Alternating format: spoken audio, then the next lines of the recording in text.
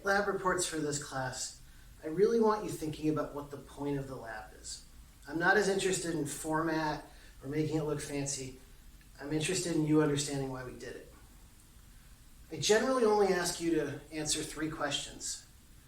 And if you answer these thoroughly, it's going to be a great lab report. The first question you always have to answer is, what did you learn? And what I want you to do here is cite your data. What do you think your data is telling you? In a lot of labs, I'm going to give you some reading that has to do with what we discovered in the lab. This reading may lead to a different conclusion than what our data tells us. And what I want you to do is kind of weigh these 2 ideas. Why is my data this way? Why does the scientific community believe this way?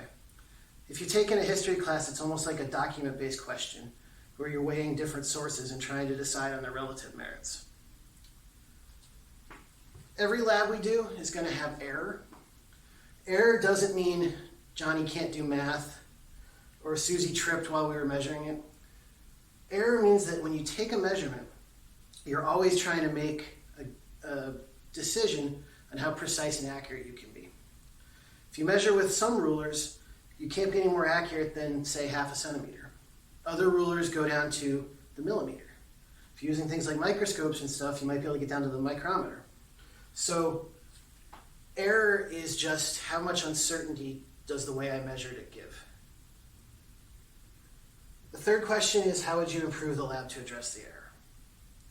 So you can almost look at the 3 questions as being self-reflective.